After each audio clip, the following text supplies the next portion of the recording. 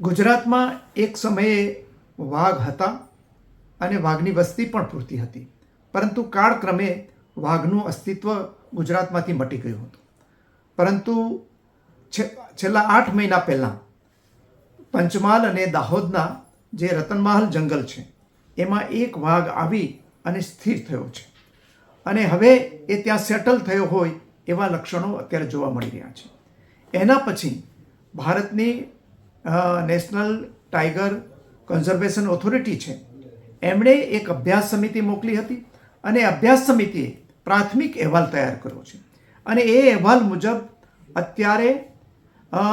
ગુજરાતની અંદર એક વાઘની વસ્તી બતાવેલી છે. એ ઉપરાંત અહીંયા વાઘની ઇકોસિસ્ટમ બની શકે એમ છે અને એના માટેના એ સિસ્ટમને મજબૂત કરવા માટે, આ ઇકોસિસ્ટમને મજબૂત કરવા માટે થઈ અને અનેક પગલાઓ આ પ્રાથમિક અહેવાલમાં સૂચવવામાં આવેલા છે.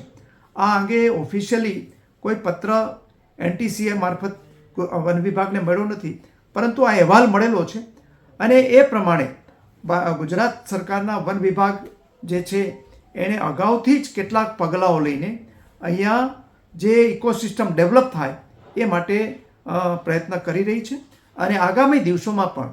અમારી જે વર્તમાન ગુજરાત સરકાર છે ભૂપેન્દ્રભાઈ પટેલની આગેવાની હેઠળની એ વન વિસ્તાર અને વન્ય પ્રાણી સૃષ્ટિને જાળવી રાખવા માટે મક્કમ છે અને મેં આગામી દિવસોમાં આ ઇકોસિસ્ટમ ઊભી થાય એ માટેના જરૂરી જે કોઈ પગલાં હશે એ અમે લેશું. અને અહીંયા આપણે જે 4 બિગ કેટ છે એમાંની આજે આપણને ગૌરવ છે કે 3 બિગ કેટ આજે ગુજરાતમાં આવી ગયેલી છે. એક સિંહ જે આપણા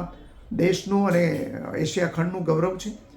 બીજા આપણે અહીંયા લેપાર્ડ દીપડા છે અને ત્રીજું વાઘ પણ આવી ગયો છે. એટલે આ જે બિગ કેટની ઇકોસિસ્ટમ ડેવલપ થાય એ માટે અમે બધા જ પ્રયત્ન કરતા રહીશું અને આપણી વન સમૃદ્ધિ છે એને જાળવી રાખીશું.